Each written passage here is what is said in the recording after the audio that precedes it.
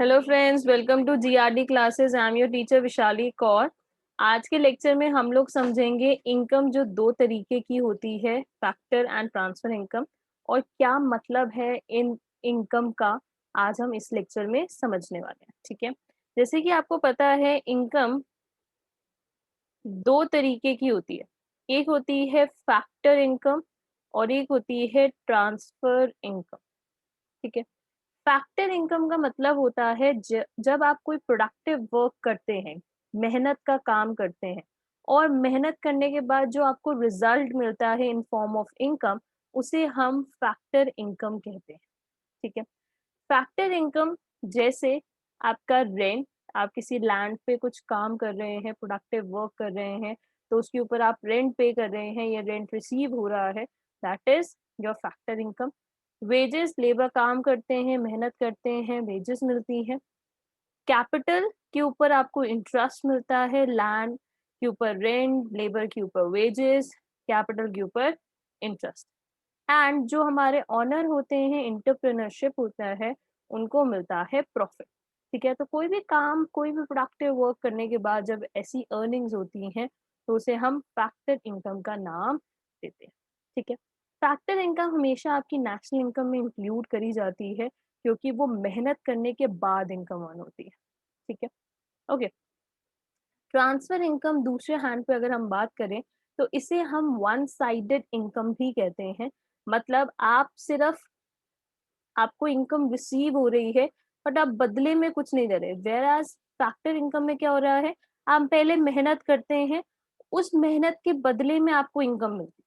But transfer income में क्या होता है, आपने इनकम तो आपको मिल गई, आपको फॉर एग्जाम्पल कुछ ट्रांसफर इनकम तो आपको मिल गई, बट उसके बदले में आपको कुछ करना नहीं पड़ा। ठीक है, तो जैसे यहाँ पे अगर मैं एग्जाम्पल दूं, गिफ्ट्स होते हैं, तो जब आपको अपने बर्थडे पे गिफ्ट मिलते हैं, तो क्या आप बर्थडे पे गिफ्ट के बदले में कुछ देते हैं? नहीं। ठीक है, या आपको फॉर एग्जाम्पल पेंशन मिल रही है, ओल्ड एज पेंशन की बात कर रही हूँ मैं यहाँ पे, ओल्ड एज पेंशन की बात कर रही हूँ। तो ओल्ड एज पेंशन जब मिलती है गवर्नमेंट से, तो आप जरूरी नहीं है गवर्नमेंट एम्प्लॉई हो।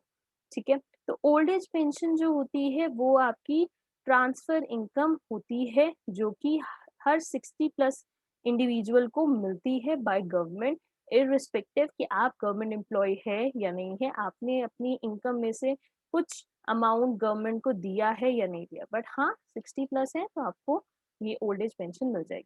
बट अगर मैं रिटायरमेंट पेंशन की बात करूं, रिटायरमेंट पेंशन की बात करती हूँ, तो रिटायरमेंट पेंशन से यहाँ पे मेरा क्या मतलब है कि आपने पूरा 60 तक आपने काम किया, जब आप रिटायर्ड हुए तो आपकी इनकम में से जो हर साल, हर महीने एक इनकम डिडक्ट होके आपकी सैलरी में से डिडक्ट हो रही थी, वो आपको रिटायरमेंट के टाइम पे मिल रही है, दैट इज रिटायरमेंट पेंशन। तो वो आपकी हमेशा फैक्टर इनकम होगी। ठीक है, तो transfer income one sided income, जिसके बदले में आपको इनकम तो मिलती है बट आप कोई प्रोडक्टिव वर्क नहीं करते। टैक्सेस, जैसे आप यहाँ पे देख पा रहे हैं, टैक्सेस, टैक्सेस जब गवर्नमेंट आपसे लेती है, तो क्या गवर्नमेंट उसके बदले में आपको कुछ देती है? नहीं, तो वो भी क्या होगा, आपका ट्रांसफर इनकम। ठीक है, ट्रांसफर इनकम कभी भी नेशनल इनकम में इंक्लूड नहीं किया जाता। ठीक है जी, ओके। नेक्स्ट कॉन्सेप्ट की तरफ चलते हैं। Next concept is final goods and intermediate goods. Final goods का यहाँ पे क्या मतलब है और इंटरमीडिएट गुड्स का यहाँ पे क्या मतलब है, तो देखते हैं।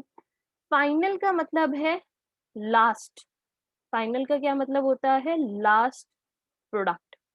और इंटरमीडिएट मतलब अभी मीडियम या मीडियोकर कह सकते हैं, मिड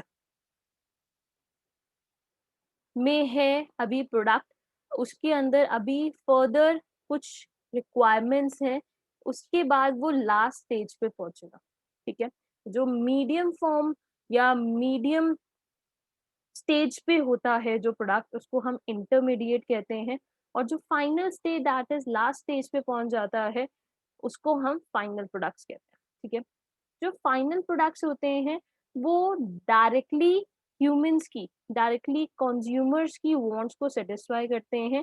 जैसे मैंने कहा, वेजिटेबल जो है वो खाना बनेगा। तो हाउस होल्ड ने अगर वेजिटेबल को खरीदा तो वो डायरेक्टली हाउस होल्ड की डिमांड को पूरा कर रहा है, ये फाइनल गुड।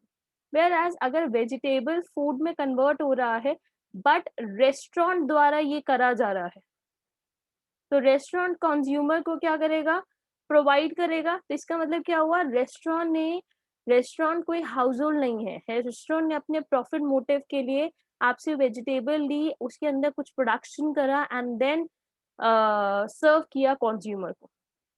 तो यहाँ पे ये सिमिलर फूड जो है वो आपका इंटरमीडिएट। तो आपको बहुत ध्यान रखना है, आपको एक चीज ध्यान रखनी है, कोई भी गुड को हम कैटेगराइज नहीं कर सकते कि यार ये फाइनल गुड होगा या इंटरमीडिएट गुड होगा।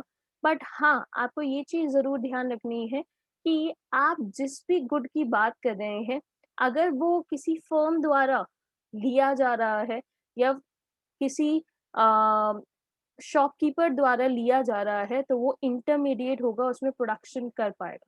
बट जो फाइनल गुड्स होते हैं वो हमेशा कंज्यूमर द्वारा ही लिए जाते हैं। ध्यान रखना, फाइनल गुड्स जब फाइनल प्रोडक्ट्स की जब भी हम बात करेंगे तो या तो वो कंज्यूम होने वाले हैं या वो इन्वेस्ट होने वाले हैं। Investment is also a part of final products. ठीक है, तो अगर फर्म कोई मशीन खरीद रहा है, इन्वेस्ट कर रहा है, तो वो भी फाइनल प्रोडक्ट होगा क्योंकि वो उसमें कोई भी प्रोडक्शन फर्दर नहीं करेगा। ठीक है, तो फाइनल एंड इंटरमीडिएट गुड्स के बारे में आपको क्लियर हो गया। ध्यान रखना, नेशनल इनकम में फाइनल प्रोडक्ट इंक्लूड होता है, इंटरमीडिएट प्रोडक्ट इंक्लूड नहीं किया जाता। ठीक है, उसके बाद हमारा नेक्स्ट टर्म्स आती हैं consumption and capital good. Consumption goods से यहाँ पे क्या मतलब है, कंजम्पशन गुड्स से यहाँ पे मतलब है वो गुड जो कि कंज्यूम करा जाए। जैसे आप यहाँ पे देख पा रहे हैं, ये एक शॉप है जहाँ पे आपकी दाल चावल डिफरेंट प्रोडक्ट्स अवेलेबल हैं एंड आप उसको, जो ह्यूमन है वो उसको कंज्यूम करेंगे, तो उनको हम कंज्यूमर गुड्स कहेंगे। अब कंज्यूमर गुड्स हो सकता है ड्यूरेबल नेचर के हो, नॉन ड्यूरेबल नेचर के हो।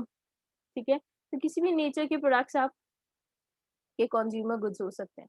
बट जब हम कैपिटल गुड्स की बात करेंगे, जैसे आप यहाँ पे देख पा रहे हैं मशीन्स है, ठीक है, तो वो या तो प्रोडक्शन में एज ए इन्वेस्टमेंट यूज हो रहे हैं या as a raw material use हो रहे हैं।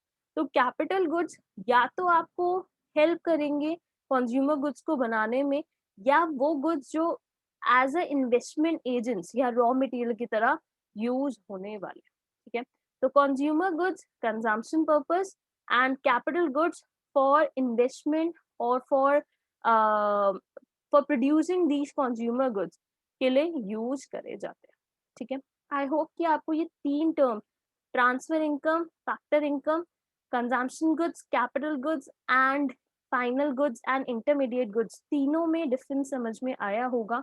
कौन सी आपको चीज नेशनल इनकम में इंक्लूड करनी है, कौन सी नहीं करनी, इस कॉन्सेप्ट के बारे में बहुत ही क्लैरिटी आपको हुई होगी। ठीक है, अगर आपको फिर भी कोई डाउट होता है तो आप कमेंट बॉक्स में कमेंट कर सकते हैं, अदरवाइज आप व्हाट्सएप नंबर पे कांटेक्ट कर सकते हैं। Thank you very much.